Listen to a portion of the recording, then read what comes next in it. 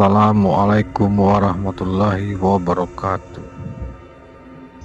Denny adalah seorang pendaki gunung yang berpengalaman. Sejak kecil, ia telah mendaki banyak gunung bersama ayahnya. Namun, kali ini ia memutuskan untuk melakukan pendakian seorang diri di Gunung Kawi. Gunung yang terkenal akan cerita-cerita mistisnya.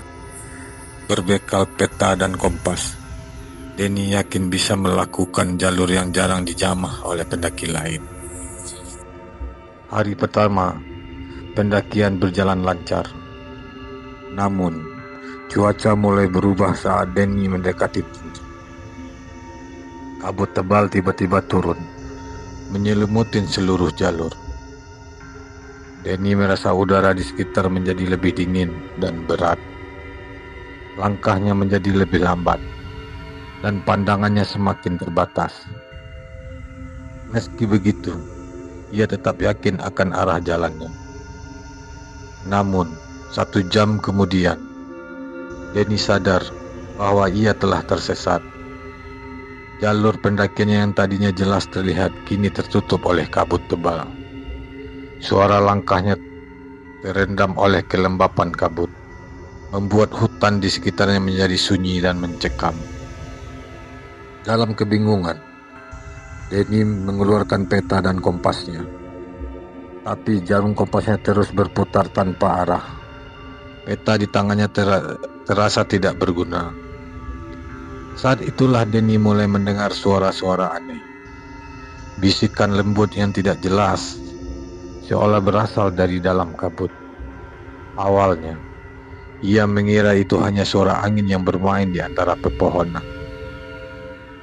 Tetapi, semakin lama bisikan itu semakin jelas. Suara itu seakan memanggil namanya, mengundangnya untuk mengikuti. Denny mencoba untuk tidak panik. Namun, ketakutan semakin besar. Ia merasa ada sesuatu yang mengawasinya, mengikuti setiap langkahnya. Tiba-tiba, dari dalam kabut, muncul sosok bayangan tinggi dan kurus. Makhluk itu terlihat seperti manusia, namun tidak sepenuhnya. Tubuhnya memanjang dan berkilau dalam kegelapan kabut. Matanya bersinar terang dengan cahaya hijau yang menembus. Denny terpaku. Tubuhnya tidak bisa bergerak, seolah ditarik oleh tatapan makhluk itu. Rasa takut merasuk ke dalam dirinya, menekan setiap nalar dan keberanian yang ia miliki. Makhluk itu mendekat perlahan-lahan, memanggil Denny dengan suara yang seakan datang dari kedalaman bumi. "Ikutin aku," bisiknya. Dalam keadaan setengah sadar, Denny merasa kakinya mulai melangkah, bukan karena kehendaknya sendiri, tetapi seperti ada kekuatan lain yang menggerakkannya.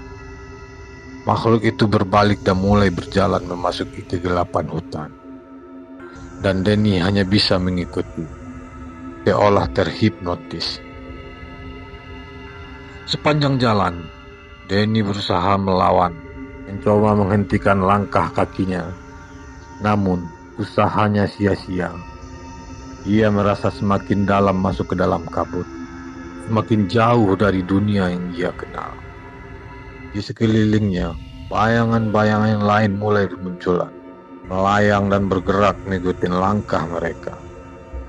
Hutan menjadi hidup dengan makhluk-makhluk yang tidak kasat mata, berkumpul untuk menyaksikan perjalanan Denny menuju takdir yang ia. Ketika akhirnya Denny sadar sepenuhnya, ia mendapati dirinya berdiri di pinggir tebing curam. Di bawahnya hanya ada jurang gelap yang tidak berdasar. Makhluk itu berhenti, memandang Denny dengan mata hijaunya yang menyala, seolah menunggu Denny untuk mengambil langkah. Denny mencoba mundur, tetapi tubuhnya tidak bisa bergerak. Sebuah tangan dingin meraih bahunya, mendorong perlahan-lahan ke arah tebing.